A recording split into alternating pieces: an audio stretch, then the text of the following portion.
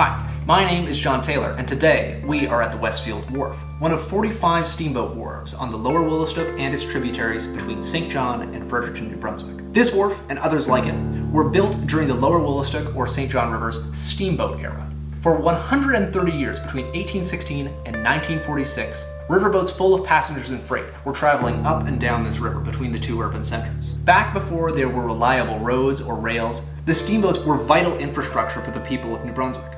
This can be sort of hard for us to imagine. Today, the biggest boats on the river are generally pleasure craft, sailboats, and ferries. These wharves are the last tangible connection that we have to those steamboats long since burned, sunk, or otherwise dismantled. Each one of these steamer wharves tells a story of theme and variation.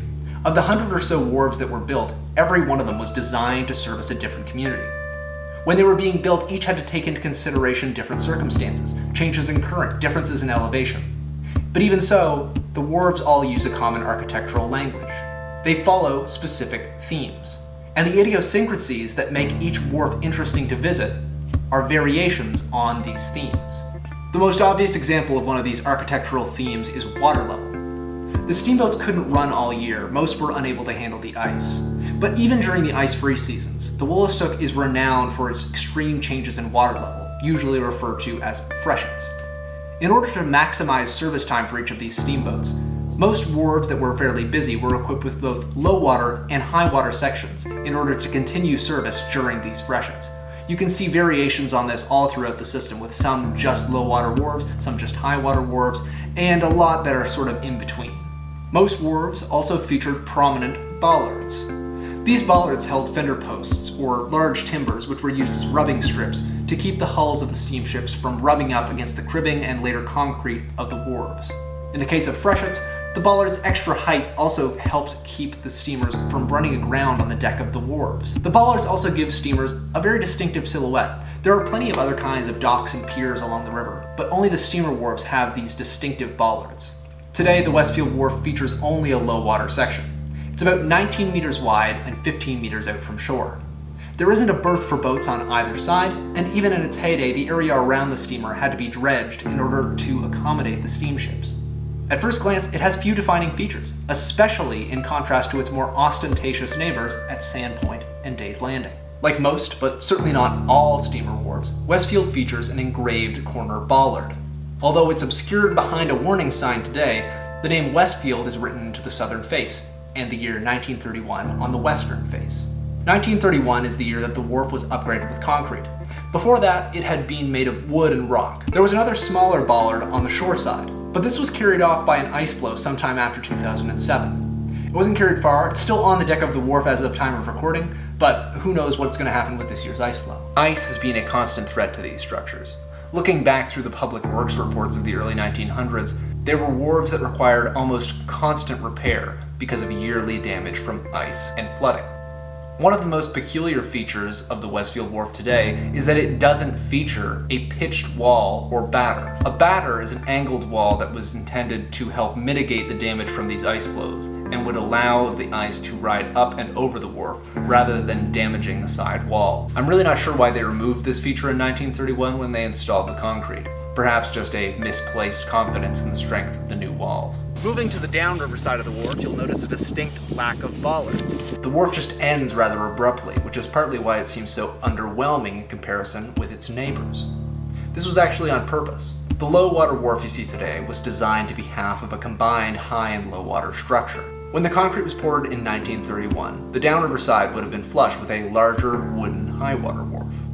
This section had two corner bollards at the front and featured a supply shed on its deck. A lot of the footprint of this second wharf is now underneath the second ferry landing, but in the summertime you can still see some of the timbers from the cribbing in the water. There's also a notch in the concrete on the front downriver corner that would have initially been snug around one of the high water wharf's bollards. The approach leading to the high water section was later repurposed as a picnic area, but you can still see how the elevation would have led into the high water wharf. Throughout its history, the wharf has had two names, Westfield and Brundage. Westfield is of course in reference to the community and parish, and Brundage is in reference to Brundage Point. In contrast to other more sandy points in the area like Carter's Point or Brandy Point, Brundage looks pretty subdued. In 2006, the town of Bay-Westfield built the Brundage Point River Center across the road, and while that does extend quite a ways into the Wolastoq, that was mostly infill. That's not the original point. The reason why there isn't a sandy Brundage Point is actually because in 1889, the Westfield Wharf was meant to be built right on top of the sandbar behind George Crawford's house.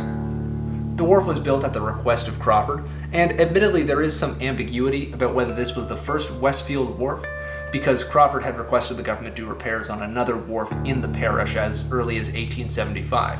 But I think it's safe to say that this was the first time a wharf was built in this exact location. An interesting aside about Mr. George Crawford is that while the house he lived in burned down in 1913, the original granite foundation was reused in the house that remains there today. The wharf can actually be pretty hard to see unless you're approaching from upriver, because of all the development that's happened in this area since 1946. But even though the area has become a bit overshadowed, the wharf has played an important part in the development of the identity of the new town of Bay-Westfield. Before the construction of the Brundage Point River Center across the road in 2006, there was actually a boat launch here, and that was the main boat launch for the village of Westfield. During the revitalization, they renamed it the Westfield River Landing, and you can still see a commemorative placard for this on the front corner bollard. The village of Westfield commissioned a series of paintings depicting the wharf and the new boat launch. When the village of Westfield amalgamated with the town of Grand Bay in 1998, they reused this image as the new town crest. Notably, the wharf depicted in this crest actually featured two front corner bollards, something that is not present on the concrete wharf. And that is the past and the present of the Westfield Steamboat Wharf from 1889 to today. Despite its lack of batter on the upriver wall, it's still in pretty good shape too, so it has quite a future ahead of it. What that future would actually look like is kind of hard to say. Like it or not, these structures have outlived their intended purpose. There are no more steamboats that are going to be coming to the Westfield Wharf. Even though the wharf is maintained by the town, it isn't used as a boat launch anymore unless the River Center's boat launch is at maximum capacity during the summer. And as of 2021, the wharf is no longer featured on the town's new branding. The whole area admittedly feels a little bit overlooked, and I find that to be the case for many of the 45 Steamboat Wharves. But, that's understandable. It's been 77 years since any steamer visited any of these wharves. There's less and less people with any sort of living memory of their original purpose. Without a reminder of the context and the history, it's easy for us to let these structures slip into the background. And that's why I made this video. Most of these wharves are still accessible to the public. I'll leave an interactive map linked in the description if that's something that interests you. But in order to really appreciate them if you visit, you need the historical context. You need to know the themes in order to appreciate the variations.